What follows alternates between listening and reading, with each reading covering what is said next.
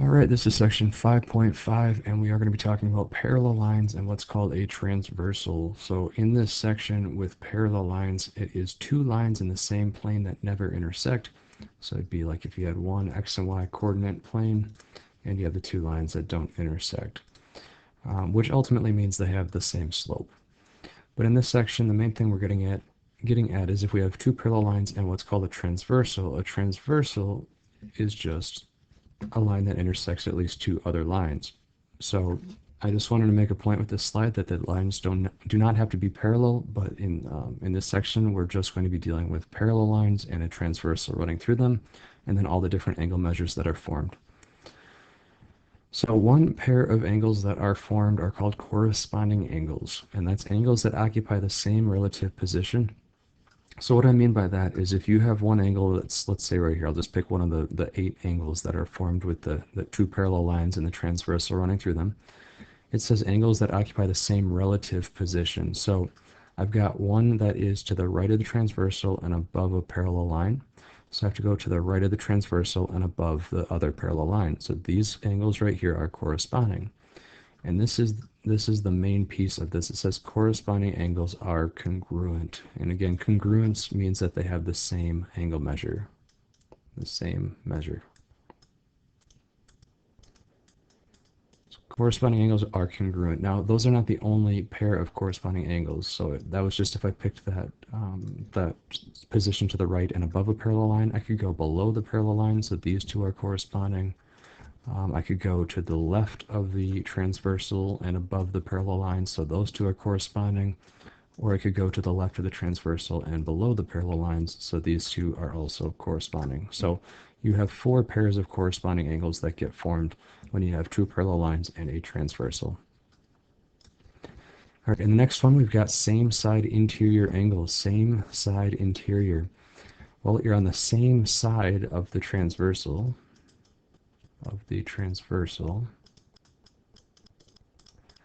And interior means inside, so we are inside the parallel lines.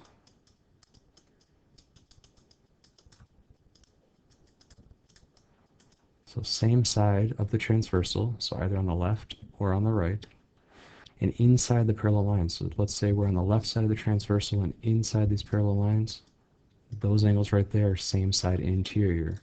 You could also be on the right side of the transversal and inside the parallel lines, and these angles right here are also same side interior.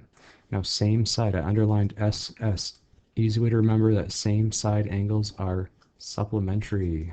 SSS. These angles are supplementary, meaning they add to 180 degrees. So S, S, S, same side supplementary. And again, I'll make a little note here. Their sum is 180 degrees, or they add to 180 degrees. So same side angles are supplementary. So now if we go into this one, same side exterior, again you see SS, so you guessed it, they are supplementary. I'm just going to write that right away. These angles are also supplementary.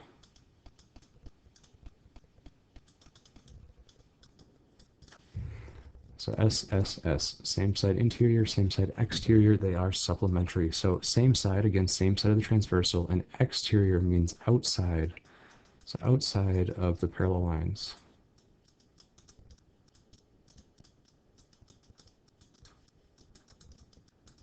So same side of this transversal, either the right or the left, outside the parallel lines. So these two angles here are same side exterior. Or I could also look at these two angles being same side of the transversal and outside the parallel line, so these two angles are also same side exterior. Again, they're supplementary. And I know that they're supplementary, meaning they add to 180, because if I looked at, let's say, this angle here and this angle there, those are corresponding. Angles 1 and 2 are corresponding, meaning they are the same measure. So this angle is the same. This angle here is the same as the blue one up there. And you can see that these make a straight line, so they're supplementary. So that's just a quick proof of why they're supplementary. But ultimately, just remember SSS, same side, supplementary. All right, the next one here is alternate interior angles. Alternate means opposite sides. Opposite sides of the transversal.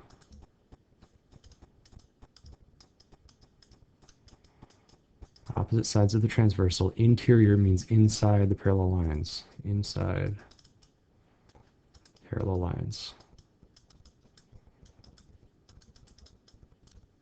All right, so opposite sides of the transversal, alternate sides of the transversal. So one's going to be on the left and one's going to be on the right.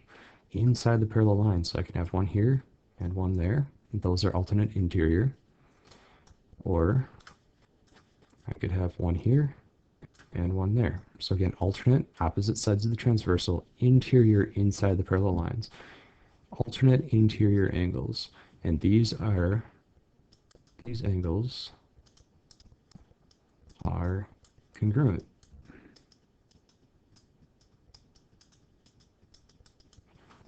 So only if it's same side are they supplementary, otherwise they're congruent. All right, next one is alternate exterior. So alternate means outside of the parallel lines. Maybe I can just copy that off of here. So the first part's good, the next part is not. We're outside the parallel lines for exterior.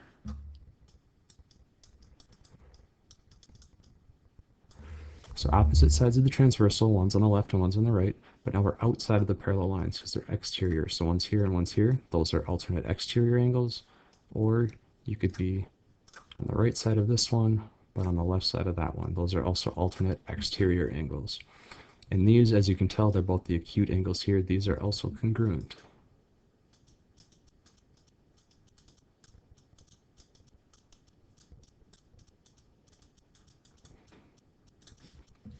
All right, and I believe we just have one more to go here, and it's one you've seen already. It is vertical angles again. So vertical angles, you've seen these plenty. It's angles formed by the intersection of two lines directly across from one another. So here's some vertical angles. Or I could also have some vertical angles right here. Or we have two other options. We have some vertical angles right here from the intersection of these two lines, or the intersection of these two lines again, but the other two angles. So those are all the different pairs of vertical angles. So we have 4 pairs of vertical angles, and as you already know, these angles, vertical angles, are congruent. They have the same angle measure. So that is from the past. You've seen that already in the previous sections. All right, so we made it through all the vocab. Now we just have the 2 examples to get through. So example number 1, it says if the measure of angle 1, which is right here, is 120 degrees. So if this angle measure is 120 degrees, then what is the measure of angle 8? And here's angle 8 down here. Well, what kind of angle measures do we have here? They're on opposite sides, so alternate. So I'm just going to write this, I'll type this out. Angle 1 and angle 8 are alternate. Well, they're alternate, but what else? So alternate, and they're outside the parallel line, so they're alternate exterior angles. So I'm going to say this, when you're doing your assignment, it's probably going to be best to have the notes right with you. I'll upload a PDF of the notes, and you can just go back in the notes. You can actually see this. They're both the obtuse angles, so you can see that they are congruent, but you might want to go back through your notes and look for the alternate exterior angles, and sure enough, they are congruent. So again, if they're same side, they're supplementary. Otherwise, they're congruent. These are alternate, so they're congruent. And you can really tell. I mean, the obtuse angles, all the obtuse angles in this diagram are congruent. All the acute angles are congruent. All right, so angle 1 and angle 8 are alternate exterior angles, so they are congruent. So that tells me that the measure of angle 8 must also be 120 degrees.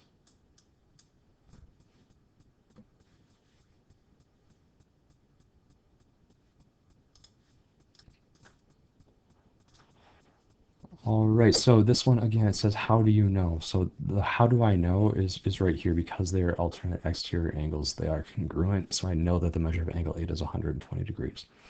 Um, in your assignments moving forward, you might get a diagram that looks just like this, and different questions might say angle 1 is 120, and then in a different question it might say angle 8 is 90 or angle 8 is 150 degrees. So a couple of things. The diagram is not drawn to scale. So it says angle 8 is 90 degrees. It obviously does not look like it's 90 degrees, but it could still show this diagram and tell you that angle 8 is 90 degrees, and you just have to assume that the diagram is not drawn to scale. And then also you are going to be given different questions based on the same diagram. So in one question, it might say just like this one, angle 1 is 120.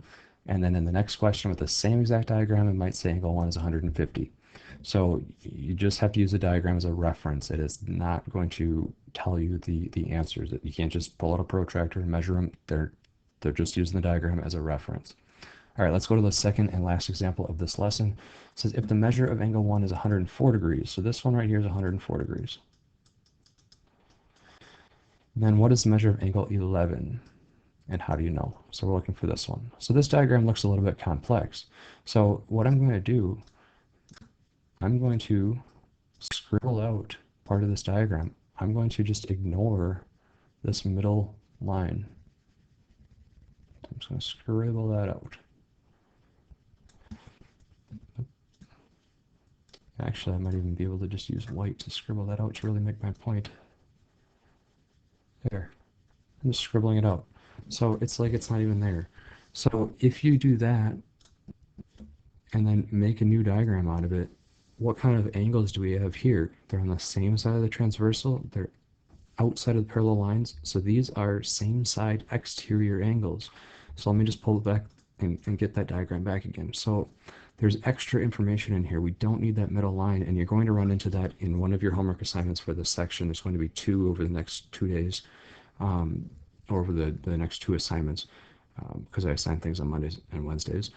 So in both of those assignments, you might see something like this where you've got extra information. So like I did, just scribble it out, blank it out. You don't need it. So we're just looking at these two angles relative to those two parallel lines. And those two angles, I'm going to do what I did in the last one. I'll just type this out here. I'm going to say angle 1 and angle 11 are same side exterior angles.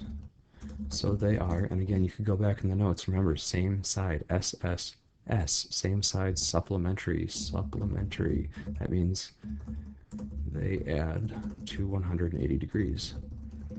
So if that's the case, if they add to 180 degrees, I'd have to say, let's just call this one X. Its measure is X degrees. So I'm going to say 104 degrees plus X degrees should equal 180 degrees because they're same sides, so they're supplementary. To solve this, subtract off the 104 from both sides.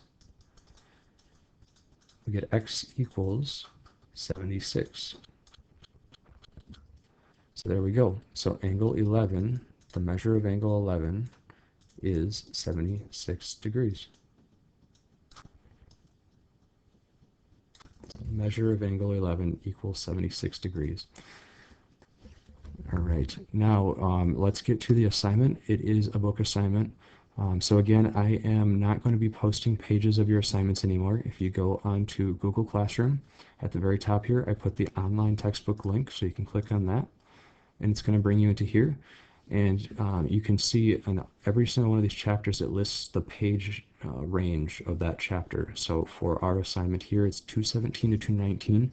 So we need to look for 217 to 219, and that would fit in between these page ranges. 217 to 219 is not bigger than 227. So click on this one. And then we have some options here. There is an ebook right here. That's what we're going to be looking for. So over with help with homework, there's extra resources there, but we're looking for the ebook. And then again, we're looking at those page ranges. And one more time, we're 217 to 219 for the homework. So look for 217 to 219 that would fit in these page ranges. So click on that one. And this is the entire section. So this is kind of nice because now you can use this as extra practice. So if you weren't sure about anything I just said, they're going to recover everything with some slightly different examples. The ones that I had in my lesson, I made myself, but they've got some similar but different examples. So you can go through those if you like. But ultimately, the homework is always at the end of the section. So these pages at the end, that's where you're going to find your homework. There's 217 to 219 right at the bottom of this section. All right, so I'm going to go through a couple of these with you. Instead of making separate videos from this point forward, I'm going to include them right in these videos with the lessons, so it's easier to find everything. It'll just be in one spot. All right, so you have to do number one.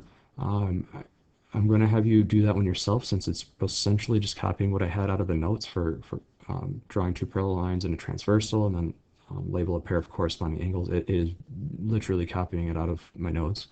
And then 3 through 11, I'm not going to do all of them. I'll do a couple of them with you right now. 3 through 6, it says use the figure. I just want to point your attention over to here. This is the figure they're talking about. When it says identify the parallel lines, you just write line M and line N. That's the answer. Okay, I'm not going to write it down, but that's the answer. Identify the transversal as line T. How many angles are formed? Well, they actually numbered all of them, so you can figure that out. Which of the angles are congruent? Let's go through number 6. So which of these angles are congruent? Again, congruence means the same measure. So remember, vertical angles are congruent. So I could say 2 and 4, 6 and 8, those are congruent to each other. 2 and 4 are congruent because they're vertical. 6 and 8 are congruent because they're vertical. But 2 and 6 are corresponding, so they're also congruent. And 3 and 7 are corresponding, so they're congruent. 4 and 8 are corresponding because they're congruent. So you've got two ways of really showing congruence. If they are vertical angles, they're congruent. And if they are corresponding angles, they're congruent. So again, 2 and 4, I'm going to write angle 2 and 4 are congruent because they're vertical. But then 2 and 6 are congruent because they're corresponding. So 2 and 6, so 2, 4, and 6 are all congruent. And then 6 and 8 are congruent because they're vertical, so I can also put an 8. And then you can make the same argument that 4 and 8 are congruent because they are corresponding. So all those angles are congruent with one another. So I'm going to put and. All right, so angle 2, 4, 6, and 8. They're all congruent. Then we also have the other set of angles. We have angles 1 and 3 because they are vertical. And then 1 and 5 because they are corresponding. And 5 and 7 because they're vertical. And you could also say 7 and 3 because they are corresponding. I forgot my and again. 1, 3, 5, and 7. So in a diagram like this with two parallel lines and a transversal, 4 of them are the same measure, and the other 4 are the same measure. So just keep that in mind as you're doing these questions. 4 of them are the same measure as one another, and the other 4 are the same measure as one another. So there's only 2 different angle measures in this entire diagram. All right, let's go on. That was number 6. So let's go on. 7, 8, 9. Use the figure to find the missing measures of the numbered angles. Let's do one of these. Let's go to number 9. So on number 9, I'm just going to redraw this diagram over here. Actually, I'm on a computer. I don't have to draw. Here we go.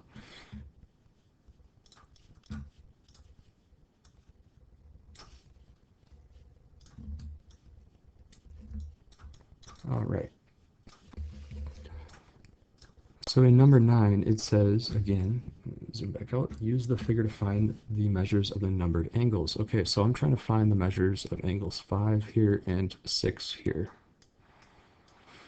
All right, so obviously they're not going to have the same measure, but 49 and angle 5 are corresponding, so they're congruent. So angle 5 right here is 49 degrees. Because they're corresponding, they're congruent, they have the same measure. And then 5 and 6 form a straight line, so they must be supplementary. They must add up to 180 if they make a straight line. So to find this angle 6, I'm going to say 49 plus something. I'll call this measure of angle 6 x degrees. Must equal 180. Subtract off that 49 from both sides. I get x equals 180 minus 49 is 31. So measure of angle 6, this guy right here, is 31 degrees. Okay. So that's what you're doing in those questions. Just use the properties of those angle measures that we talked about, those angle pairs, and then you can reason your way through finding some other ones that are missing if they form a straight line, like if they form a line. So like angles 1 and 2 here form a line, they add to 180. 3 and 4 form a line, so they add to 180. So you're going to be able to use that trick in both 7 and 8. All right, let's move on. Number 10, I'll let you figure out the error here. 11, we're talking about this diagram over here. It says the measure of angle 1 is 60 degrees. What's the measure of angle 2? Just think of these as parallel lines. So if they kept on going, and then just ignore everything else. So you've got a parallel line here, and then a transversal cutting across there. So you might want to redraw this diagram with parallel lines and a single transversal and get rid of anything else you don't need, like the cars, this extra line segment up here. That could help you with number 11. Then you had 18 through 28. All right, and this is what I was talking about while I was looking at that diagram in the notes. So all of these refer to that single diagram. It says for number 18, I'll do number 18 with you. If the measure of angle 1 is 124 degrees, so again, I'll just copy this diagram out of here.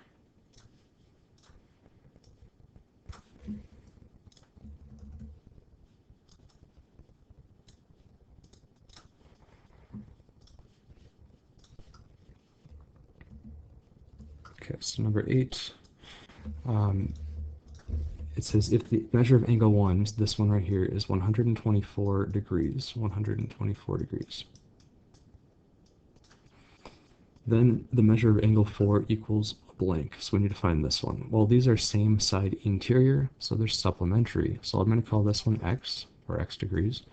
And I'm going to say x plus 124 must equal 180.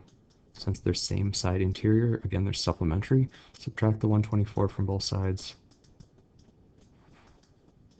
And you get x equals 56. So 56 degrees is the measure of angle 4.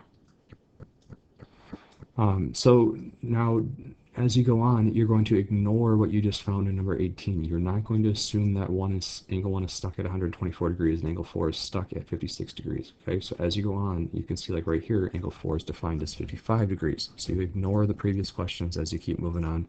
That diagram is just to help you visualize what's going on. Okay. All right. Other than that, what else did we have to do? We had 18 through 28.